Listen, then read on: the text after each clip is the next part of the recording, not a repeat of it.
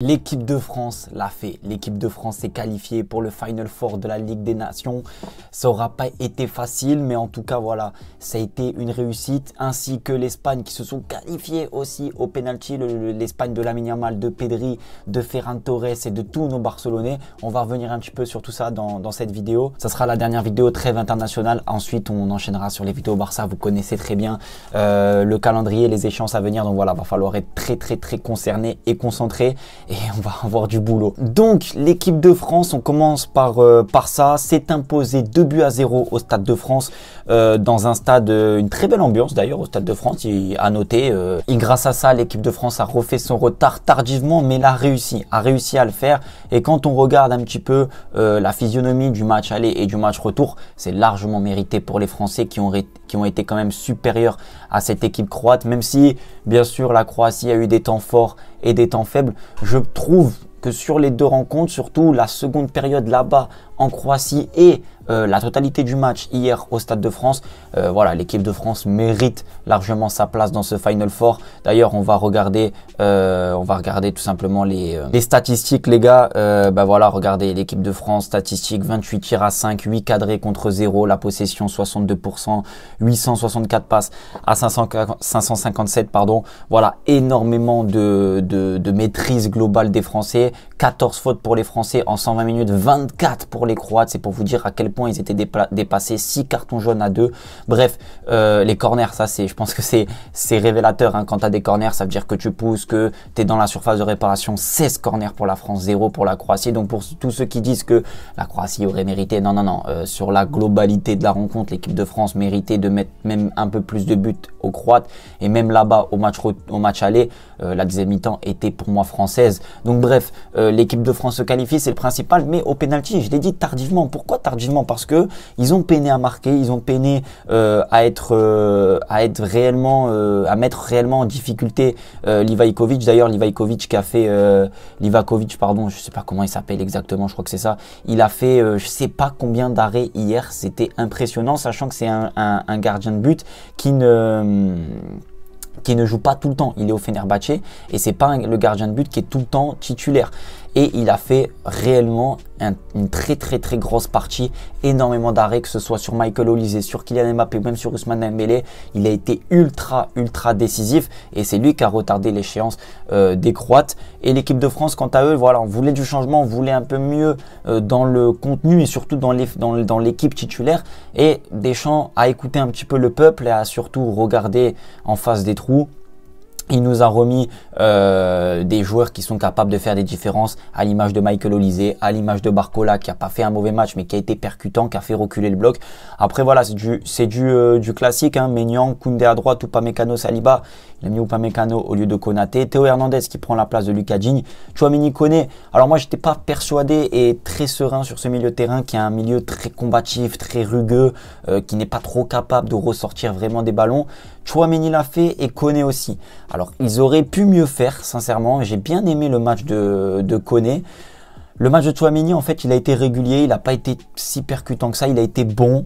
Voilà, on va pas lui tomber dessus comparé au match aller. Il a été bon. Et Koné, qui a joué quasiment toute la rencontre, a aussi été intéressant dans la récupération de balles. Un petit peu brouillon, mais très intéressant. Et l'attaque, Dembélé, Michael Olise en 10, Barcola à gauche et Kylian Mbappé devant. Une attaque qui fait peur aux adversaires. Sincèrement, ça peut venir de tous les côtés. Et je pense que le joueur qu'on doit souligner, c'est lui. C'est Michael Olise du Bayern de Munich, qui aura été extraordinaire dans son apport offensif mais aussi défensif. Quand on a un joueur comme ça, d'ailleurs j'ai pas compris pourquoi il n'avait pas joué le match aller, c'est un joueur qui est fin techniquement, qui fait des passes clés, qui est capable de voir le jeu avant tout le monde, qui est très bon en dribble, qui est très bon en frappe. Et même sur phase arrêtée, coup franc, but, il débloque la situation, il remet l'équipe de France sur le droit chemin. Donc vraiment, Michael Olise, il a fait un top match et c'est important de le souligner parce que c'est un joueur qui va certainement continuer à être titulaire en équipe de France, qui va continuer à progresser, qui est quand même assez jeune. Quand on regarde son âge, je crois qu'il a 24, 25 ans.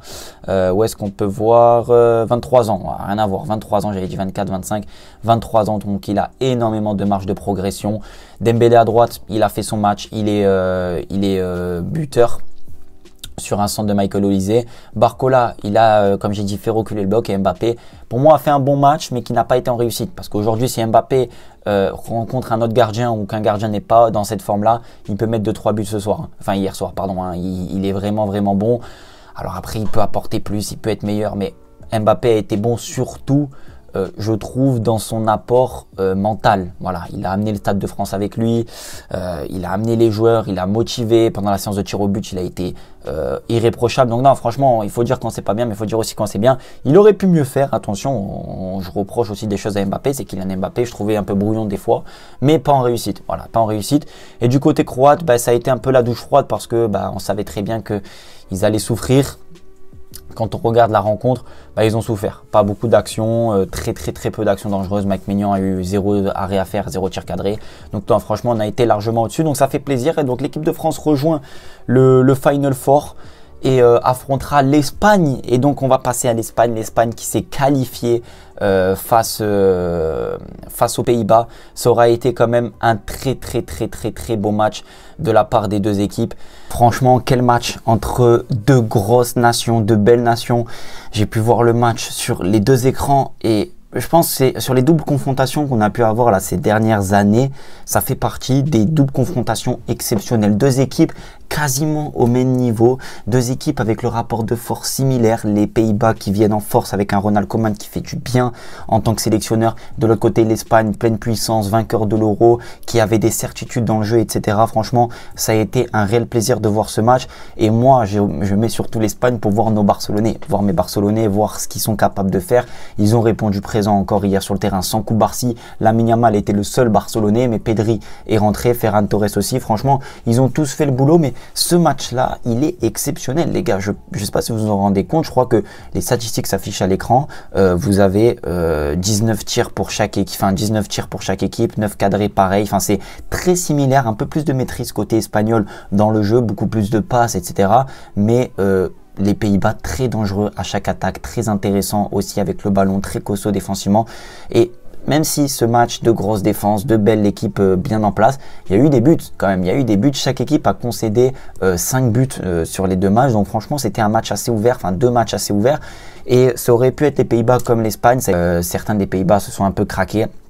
Côté espagnol aussi, d'ailleurs Lamine Yamal qui rate le pénalty, anecdotique parce que il a été tellement intéressant dans le jeu, un peu moins en vue pendant toute la rencontre, mais bam, à un bout d'un moment, il y a un éclair de génie, il y a quelque chose, et je sais pas si vous avez pu voir le but de Lamine Yamal, il est exceptionnel, extérieur du pied, en contrôle vers l'avant, Madjer derrière le pied d'appui, enroulé avec de la force, côté opposé, but, ça fait 3-2 pour l'Espagne, ils se prennent un but derrière, un pénalty encaissé, mais franchement, gros match de Lamine Yamal. Pedri est rentré à réguler aussi le jeu. Donc franchement, c'était un réel plaisir. Il y a tellement de choses à dire. On pourrait décortiquer le match d'hier en 1 heure de vidéo tellement c'était très intéressant. Donc non, franchement, deux belles nations, deux belles équipes et dommage pour les Pays-Bas. Bravo à l'Espagne qui affrontera du coup l'équipe de France. Moi, j'ai envie de revenir sur un seul joueur, sur un seul joueur en Espagne vraiment qui m'a marqué, c'est le défenseur Huijsen. Franchement, lui, il faudra vraiment faire attention. Il a fait une passe décisive, il me semble, sur Lamine Yamal. En face, c'est pareil, Virgil van Dijk, Van Bruggen au goal, Van Dijk, Geertruida à droite, Madsen à gauche, Frenkie de Jong et Reinders au milieu, Frimpong qui a commencé milieu droit, Kluivert, Ange Gakpo à gauche, Memphis Depay devant, équilibré sur le papier, peut-être avantage Espagne au niveau de la forme actuelle de chaque joueur. Mais ça aurait été un super match. D'ailleurs, Frenkie de Jong a fait un bon match. Il est sorti, pas blessé, tant mieux. Lamine Yamal, c'est ça qui me pose problème pour moi dans ce match. C'est qu'il a joué tout le match. Il a joué les 120 minutes. Il a même raté son penalty à la fin.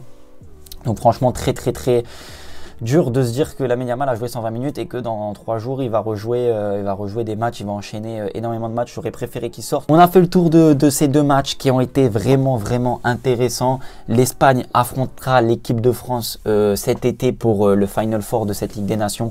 Ça va être intéressant à suivre. Je pense que ça s'est rééquilibré un petit peu dans le rapport de force à l'Euro. Je vous aurais plus dit l'Espagne, d'ailleurs qui a gagné. Mais là, avec ce que la France a, surtout les atouts offensifs, avec Désiré Doué, on n'en a pas parlé, qui a fait une superbe entrée, etc. Ça s'est rééquilibré, à voir, ça laissera un match intéressant. Bref, la bonne nouvelle pour clôturer tout ça, aucun blessé majeur dans cette trêve internationale. Koubarsi légèrement, mais ça y est, c'est bon, il va bien. Yamal pas de blessure, De Jong pas de blessure, Koundé pas de blessure, Pedri pas de blessure. On attend de voir les Sud-Américains. Donc franchement, ça c'est le top niveau. Bref, prenez soin de vous et de votre famille. Merci du soutien, je vous dis à la prochaine. Ciao.